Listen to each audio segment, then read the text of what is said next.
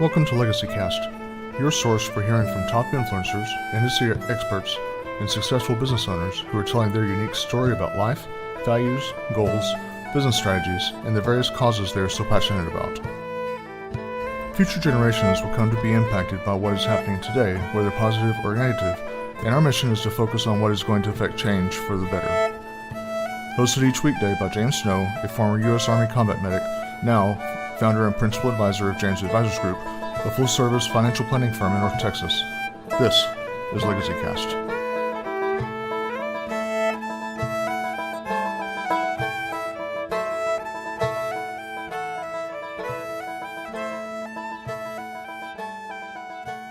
Welcome to the program today.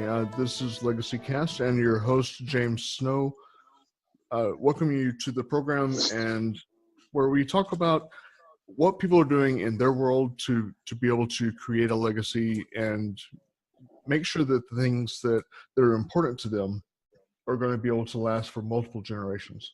I have with me today Malachias Gaskin, and he's an Army veteran and also an author, and he's with us to talk about some alternative techniques as far as what he's doing in his world. So I'd like to welcome Malachias to the program. Welcome, my friend. Thank you for having me. So as far as your book, if we can go ahead and just jump in and kind of, tell me a little bit about that. Yeah. So I was actually, the funny thing was I was originally a high school dropout. I joined the military with a GED. And towards the end of my career, when I was getting med boarded, a buddy of mine who ended up becoming my publisher, looked at me and said, "Hey man, you should just really write a book about all the different things that you're doing for PTSD for yourself." I was kind of like, "What, man? No one wants to read that. I'm not some, SF Ranger, general, full bird colonel, sergeant major, and I'm just a sergeant. I have a GED. No one's going to care." And he kind of pushed and was like, "No, you need to write it, man. You just really do." And so I created an outline, which was based on all the different stuff that I was doing. And those outline became chapter titles. And A Warrior's Garden kind of came into fruition of where I wrote down and just documented my journey about what I was doing for myself. And it's kind of morphed into just this bigger, amazing, big ball of amazingness, but it's really about how, for me, I have three pillars that I use. It kind of, I liken it to a triangle or a pyramid, where my three corners are, the top is my faith, and gardening and music. And I've taken it to a point where you have to be able to interlock the three together. So I have to be able to use them all at the same time, as well as individually. Okay. That sounds very interesting. And where did this come from? So growing up, I was a landscaper. My dad had a lawn company from the time I was 10 years old till I was 30. And I worked for him just growing, shrubs and grass and trees and all that, and maintaining them. And I was at my a therapy appointment, and my therapist was, I looked at her and I said, "Hey, I said, I come in here every week. I pour my heart out. I tell you things that I'm not comfortable talking to my wife about." And she looked at me, and I looked at her, and I was like, "You never say anything. All you do is type. See you next week." I'm like, "I don't know what to do. Like, help me." And she looked me straight in the face and said, "I don't know. Get a dog, start a garden." And so I went home and told my wife, my therapist said, "Get a dog." And my wife was like, "No, you're not getting a dog." I'm like, "Dang it." So I looked at her and she's like, "Well, what else did she say?" She said, "Start a garden." And we had just prior to this, we had kind of transitioned into, we started eating a little healthier. We were going more towards organic and non-GMO based produce and meats. And things like that. And she was like, "All right, let's go." And I was like, "What do you mean, let's go?" She's like, "Let's get in the van. Come on, let's go." And so we went to Lowe's that night, and I bought wood, dirt, seed.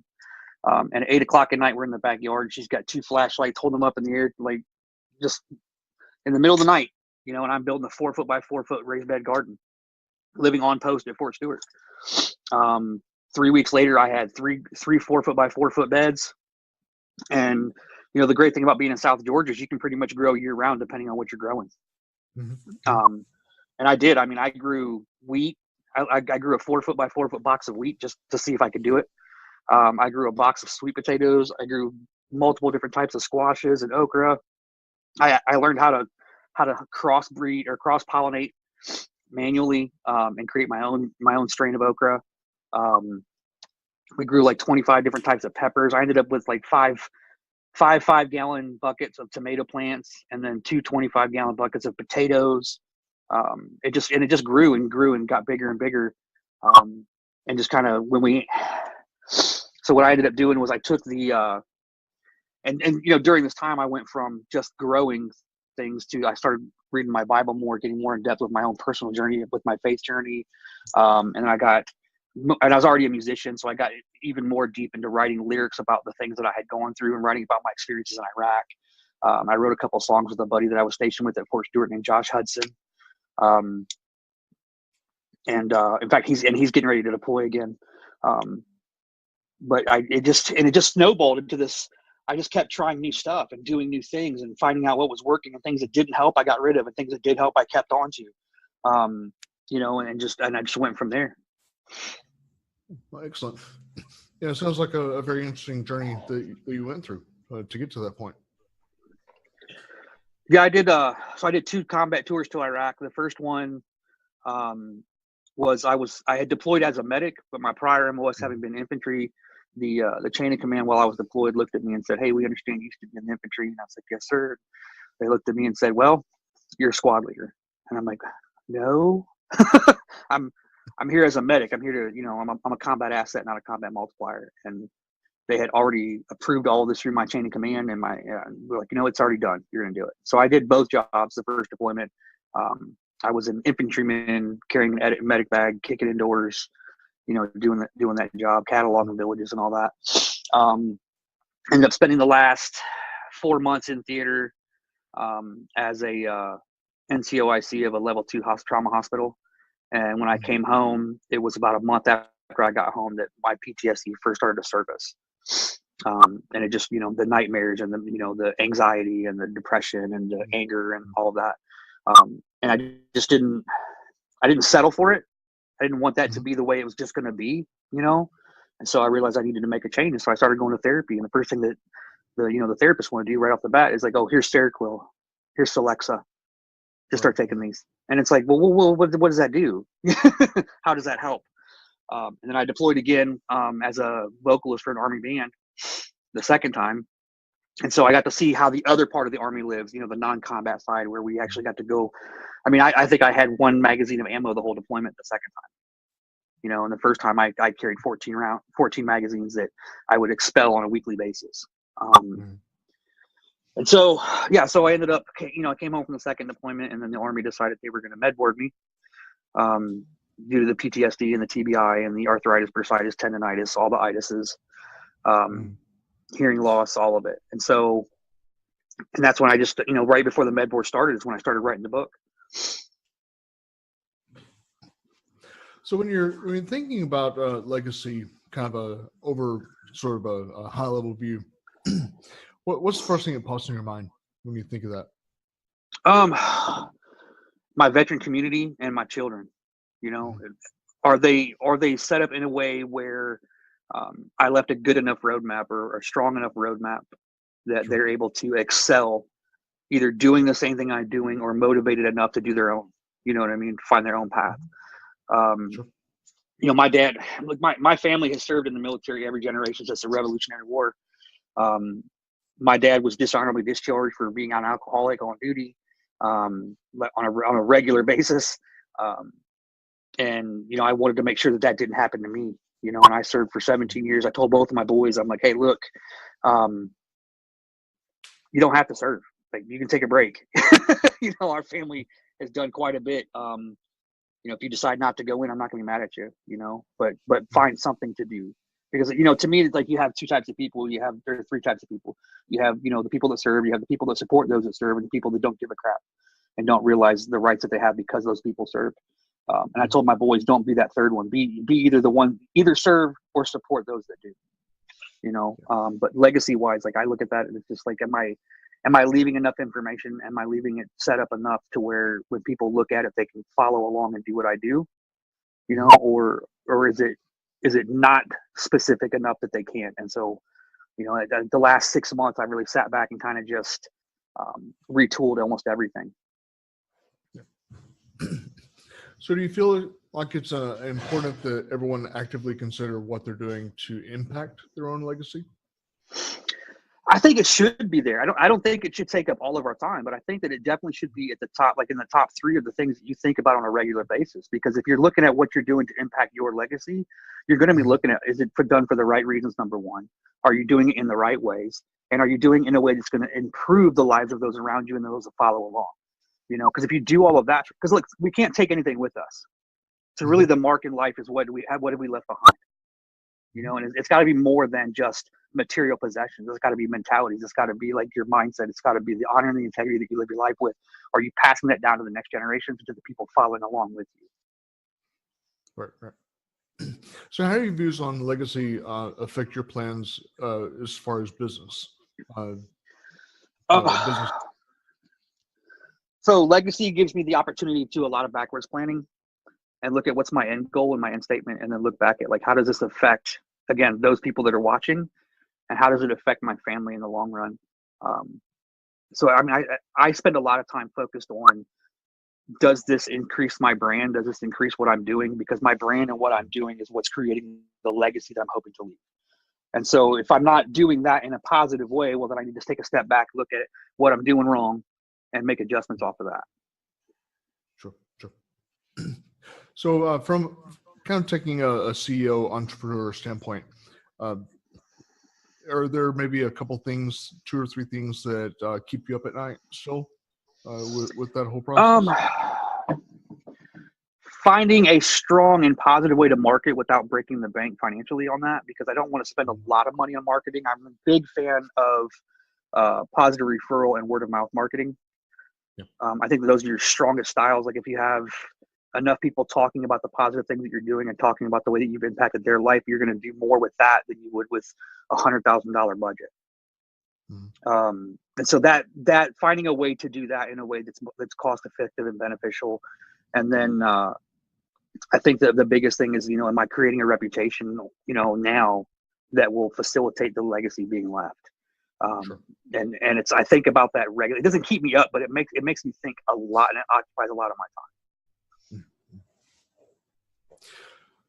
So do you believe it's important that people create things such as business plans and financial plans for both family and business? I'll be honest, I've never done a business plan for any business I've ever owned or ever ran. I know in my head what I'm doing. It's really hard for me to put that part on paper in a structured way that makes sense to the banks, I guess. But I think that anybody who's not doing at least a financial plan, like, you're wrong. You need to have a financial plan in place, set up to where what's your primary goal financially, what's your secondary and your tertiary goal financially. You know what I mean? Like, are you putting the money in the places where it needs to be, and are you spending on things that are going to benefit you? Because if you're wasting money on just stupid stuff, which, hey, look, we're going to, and sometimes you just need to, but is it in an abundance? And so, yeah, I think financially, if you don't have a solid financial plan, you're not going to be able to leave a legacy, because you're just going to continue to spin your wheels. So what do you think is probably the most common reason that entrepreneurs are failing in their business or giving up, that you've noticed? I think a lot of times, that from what I've seen, is they just expect, everybody has a great idea. All right. And let's be honest, everybody does. We all have great ideas about the things we want to do and why we want to do it. The amount of effort that you're putting into it on a regular basis, and are you just expecting people to jump on board and do it because it's who you are? Like, with my workshops, I push my workshops, and I promote my workshops, and I talk about my workshops, and I try to get them out there in people's minds so they're thinking about it. But if I'm not actively doing it on a regular basis, like if I let other things, and the biggest thing is, especially as an entrepreneur, 8 to 5 doesn't exist anymore. You own that business, you're working at 24 hours a day. You can set personal time and family time, but you own that business. It's your job to make it grow. The business is one of your children now. It's part of your family. And you have to make sure that you're giving it that kind of effort. I know that I faltered for a while personally, where I was considering my book and all of my stuff like my side hustle. You know what I mean? I didn't make it my primary. And so I wasn't giving it the same effort that I gave my day-to-day job. But I think that honestly, if you're not giving, again, if you're not giving it that kind of effort and that kind of love, then it's not going to go anywhere. And I think we fail because we're not giving it the same effort that we give the day-to-day job. True. When you're working for someone else and you're working and you get up at 6 o'clock and you're at work by 8 and you're doing your job and you work till 5 and then you get home and it's like you're smoked and you don't want to do it because you just worked all day. Well, you got to do it. Like right now I work, I do drug, alcohol, and GPS monitoring for the courts where I live. And I get home every day and I spend an hour and a half to 2 hours focused on my brain and on my things. So what are some specific roadblocks and resources that you would advise new entrepreneurs to look out for? Don't look for the quick buck. Don't look for, like, everybody and their brother has hey, I can get you an SEO. I'm an SEO expert. I'm a this expert. I'm a that. Not everybody who says they're an expert's an expert. Take the time, sit back, be patient, and vet the people that you're going to do business with. And look, I'm a veteran. I love my veteran community, but I don't do work with veterans just because they're veterans. They have to be able to do the job as well. You know what I mean? I mean, I'll put them in place to choose from because they're a veteran, but they got to show me that they're worth it too. You know what I mean? Just because you're a veteran doesn't get you the job. And I think that's a big problem with veteran entrepreneurs nowadays too, is we expect the entire veteran community is just going to jump in and start buying our product or using our services or whatever. We haven't given them a reason to. And just because you're a veteran doesn't give them the reason to use your stuff. You have to show them that it's worth it. We have to create value. Yeah, because being a veteran, it just sets the bar, to a certain place. And to me, it's like you should live up to that standard. Yep. And then that's the thing is especially being part of the veteran community, you automatically assume that we're all supposed to have the exact same levels of integrity, honor, personal courage, all of that. Not all of us do. Not everybody who joins the military. Yeah. Not everybody who joins the military buys into, and allows themselves to be indoctrinated. You know what I mean? And that's a good thing to be indoctrinated in the military mindset because it makes you professional and it makes you excel and it makes you not accept defeat in any area. Like you're willing to go get it done. So how do your personal values and beliefs play into business, and how would you advise others to incorporate theirs into their business? I'm a big fan of, if I'm living it in my personal life and my personal life is successful, then why am I not doing it in my business life? Okay. So if I'm using integrity, like a specific level of integrity, like we don't lie to our kids. We don't tell them lies at all. Like we didn't go into the whole, like any of the normal stuff that parents tell their kids about, and we just didn't do it. You know what I mean? And so, and I'm not going to lie to people. Like I'm not going to sugarcoat it. If I don't like what they're doing, I'm going to tell them, hey, look, that doesn't work for me. This is why. You know what I mean? But again, if I have these values that are working, again, in my personal life where I'm watching my kids grow up and they're excelling, my kids are doing great things. My wife and I have a great marriage. I own a home for the first time in my life. We're a 2-car family. We have a swimming pool. We live on a 22-acre farm. I'm apparently doing something right ethically and morally in all those areas. Then why would I not use those same exact things in my business life? Right. And if you're honestly, and then this is the thing I tell people all the time is like, look, if you're doing the same thing over and over and over again, and you're constantly getting crap results, stop blaming everybody else and look in the mirror. What are you doing wrong? Yeah. Yep. So is there something that you wish you had done earlier in life that you did not do? I wish I had gone to college when I was younger. I'm glad I did it, now. I mean, I used my GI Bill after I got out. I was in my 40s. And I went to college, got my bachelor's degree. I'm registered for grad school right now. I wish I had done it I wish I'd, finished high school and gone straight into college and got it done. But I don't know that had I done it back then that way, that I would have given it the same effort that I gave it now. I wasn't disciplined enough to go in there and give it the same effort. And so I try to spend a lot of time. That's really the only thing, because I try to spend a lot of time not focused on what I didn't do when I was younger, because I wouldn't be who I was today if I hadn't made the choices and the mistakes and the successes that I did back then. Sure.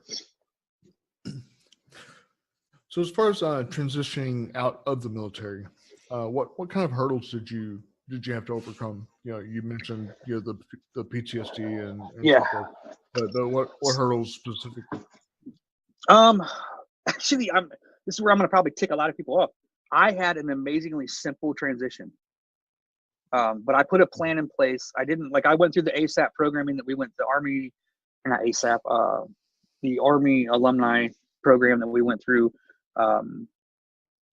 where you're on your way out, and I did that, and it was solid, but nobody who was teaching it really gave a crap. You could tell just by the way they taught and their attitudes. So I set my own plan in place, which I ended up adding about a year after I retired. I edited the book and added a new chapter on how I transitioned to create that model for people. But literally I had made sure that I had a civilian mentor, because we're a different person now. We're not civilians anymore. We're veterans. The pure definition of the name civilian, of the word civilian, is literally those who haven't served, and veteran is someone who has served. And so because of that, I made sure that I had a civilian mentor, someone who was tied into that local community job market, all of the markets I wanted to be into. And they could help me change that my vocabulary to a way that wouldn't be offensive and block doors for me. And so I did that. And then I made sure that I also had a veteran in that local community that I could connect with, that could get me connected into my local resources like the VA, the VFWs, the American Legion, someone who was already versed in all that, who had already been out for a little bit, who was already being successful at their transition. I made sure that I had a solid resume that could be edited, that I could adjust for the job that I was going for, depending. I made sure that, when I was transitioning, that I had all of my stuff in to be.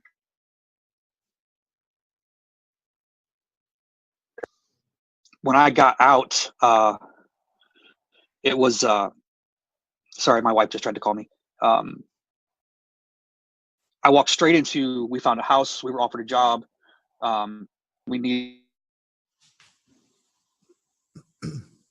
Was right there. Like, I never missed. I had guys that got out of the military and they complained about for 6 months they didn't get a paycheck because the VA didn't pick them up and the DoD stopped paying.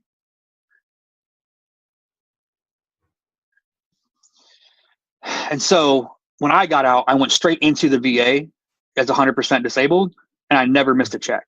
That check came in every single.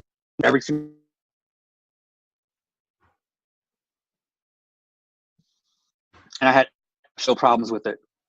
So, and it's just, like I said, I have a lot of guys that just, they struggled when they got out because they didn't get paid. And I didn't have any of that.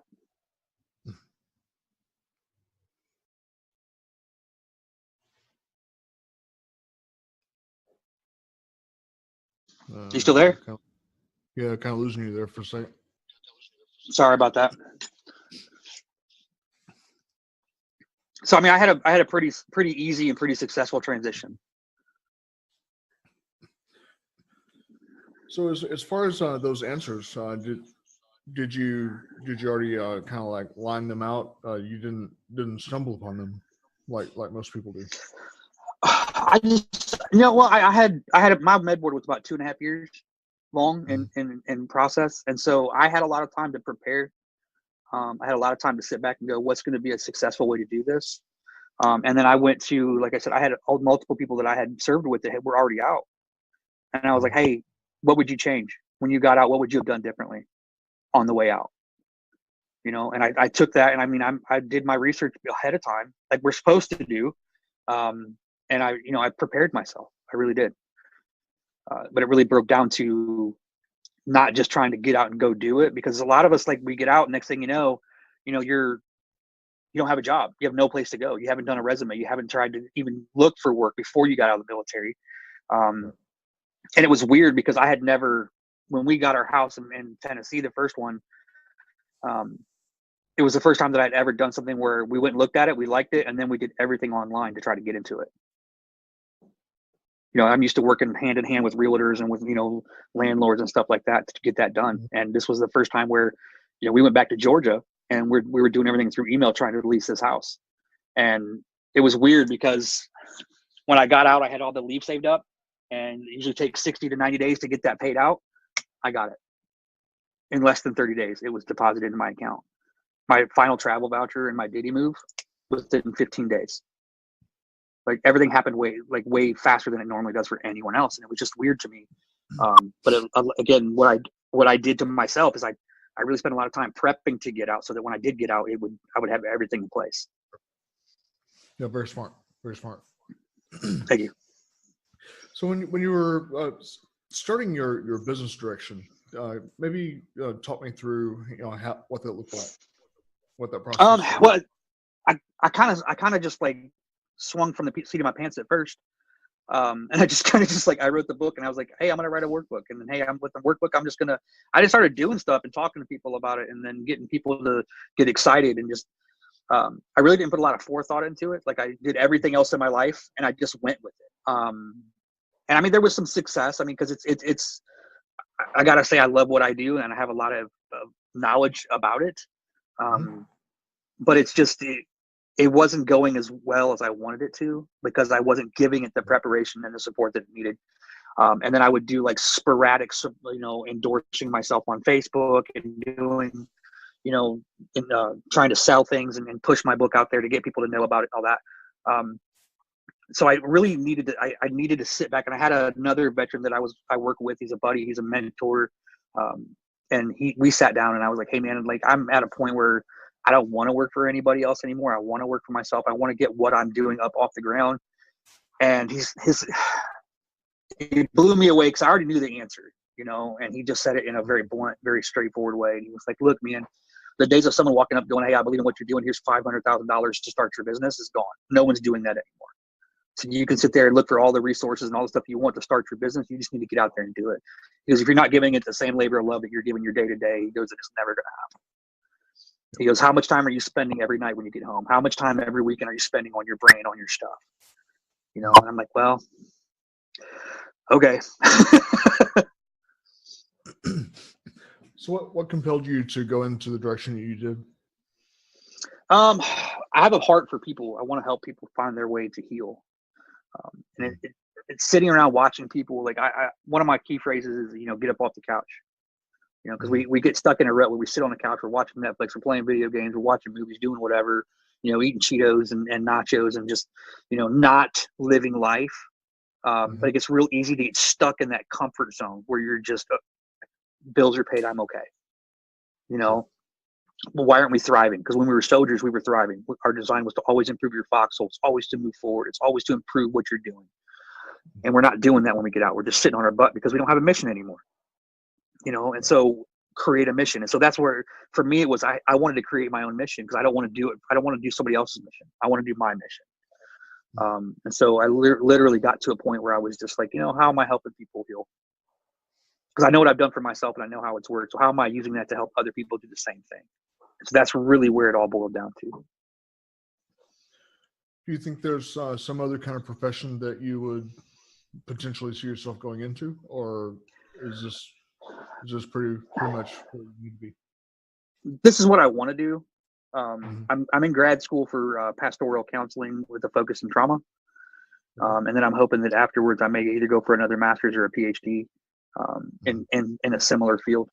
But my goal when I wrote the book originally, when I got out of the military, my plan was to become a pastor. And now I'm at a point where I want to be a pastor, but I don't want to head a church.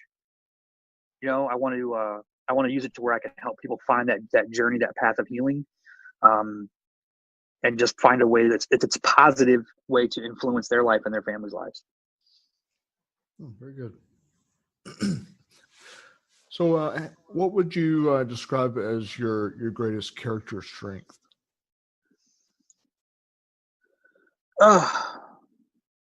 I would say that my greatest character strength is that I don't quit no matter what.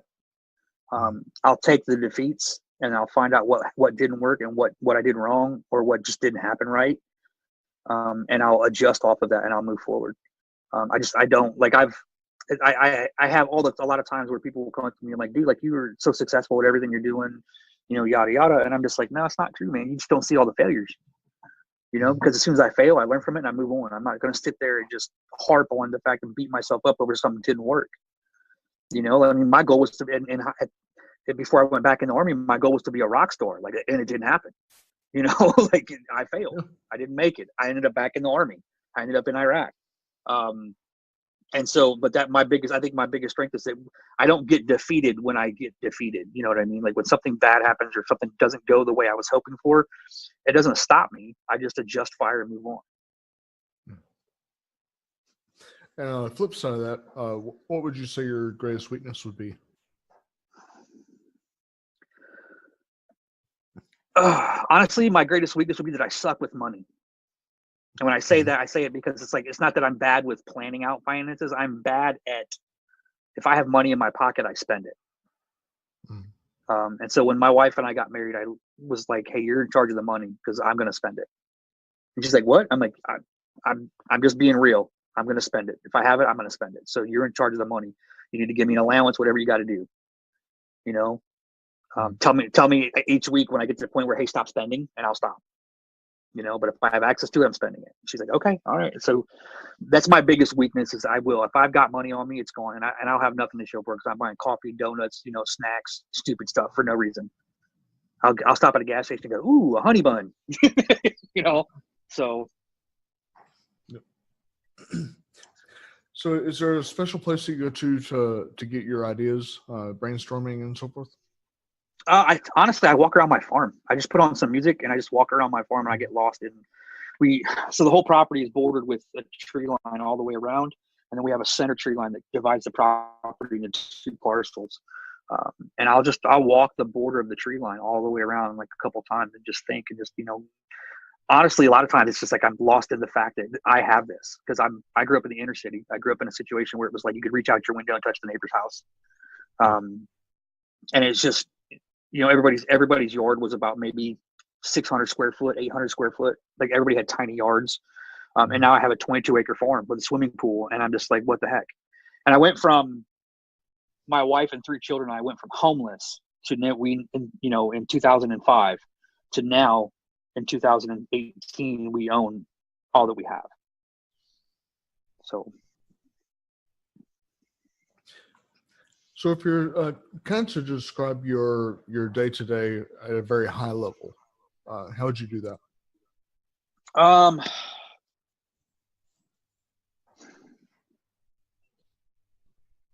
mean, right now I have a day job. And so Monday through Friday, it's 8 to 5. And then I'm on call because I work in the jail systems where I'm going in and people are getting bonded out. So I got to put bracelets on them.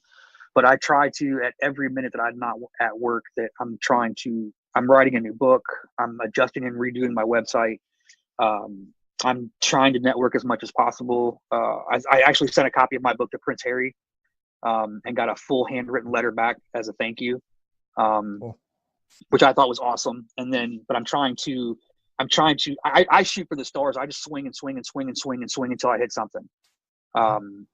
And it's not wasted energy because it's creating buzz and it's creating people talking about it. And it's creating a situation where people are coming from that I've never heard of, you know, especially when you're an author. It's weird it's weird that all of a sudden when you publish your book that your friends are buying it from you because they're all supporting you, but it's like they're buying your book and it's like, I wrote it. But all of a sudden there's a shift where it's like everybody in your circle has a copy. And so now everybody buying your book, you have no idea who they are. And it's this amazing feeling, you know what I mean? And so it pushes you to push harder. Like I'm working on a follow-up to the book. The book originally, like I said, it's called A Warrior's Garden. The new one's going to be called Beyond the Garden. And it's really about everything that I've done since then and how to turn that into your therapeutic journey. So, but at the high level, it's making sure that I have the time to focus and the energy to do it. And so I make sure that I stay healthy. I make sure that I'm eating right. Make sure that I'm going to the gym and working out. And I'm making sure that when the time comes and I have the free time to work on all of my stuff, that it's focused and driven on that only. True.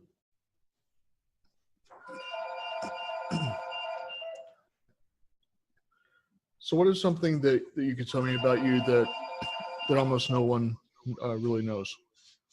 Maybe like a trivia kind of thing.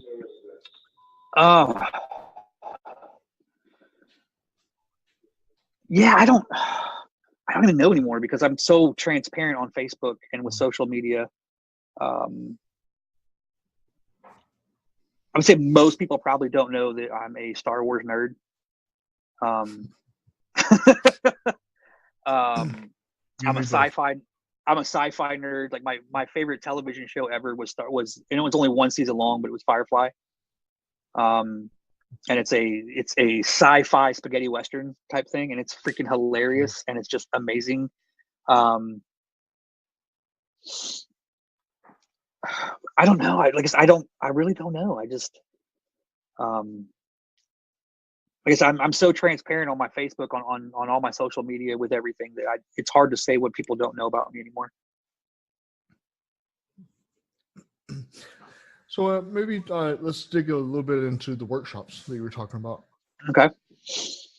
So the workshop is, I'm sorry, go ahead. I was just saying, tell us a little bit about that. Yeah, so it's based off of the whole premise of the book, which is, like I said, my pyramid, my trifecta of healing, which is my faith, my music, my gardening, and I teach people that why it worked for me, and then as part of the workshop, what we do is we go through each individual person, and we're like, I'm like, top of your head, I need something spiritual, physical, and creative that you like to do. You know what I mean? I need those three things, because you have to have one from each category, but we have to find a way. And if they give me something where they all can't three be done at the same time, you know what I mean? Like, well, then at that point, then we go, okay, we have to replace one of these to make it where it all comes together. But they all have to be from those categories. It has to be something spiritual, it has to be something, physical, and it has to be something creative so for me, it was, music is my creative port.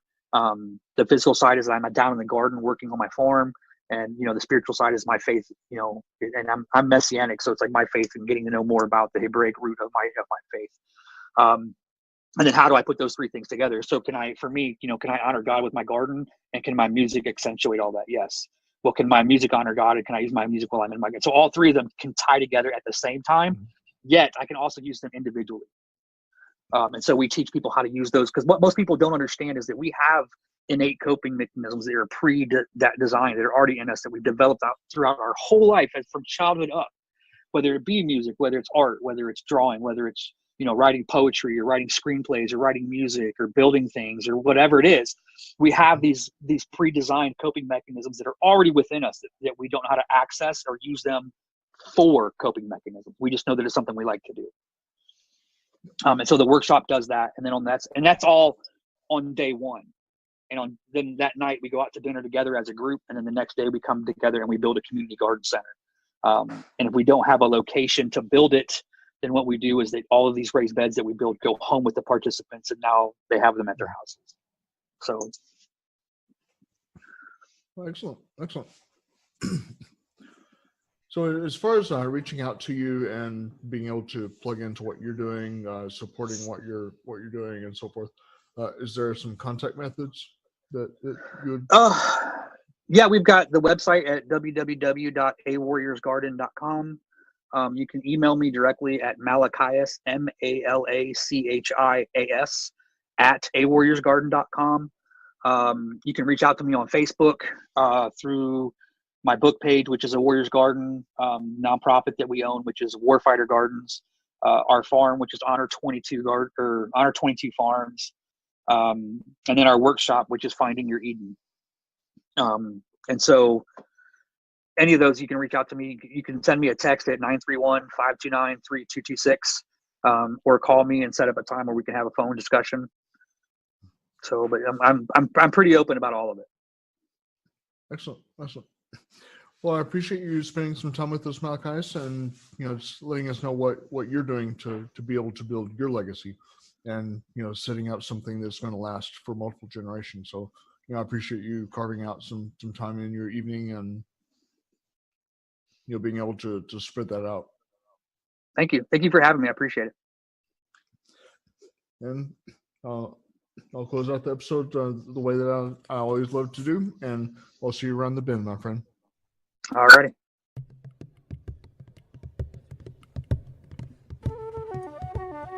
You've been listening to Legacy Cast. Thank you for joining us today, and be sure to come back next time as we speak with more top influencers, industry experts, and business owners from around the world.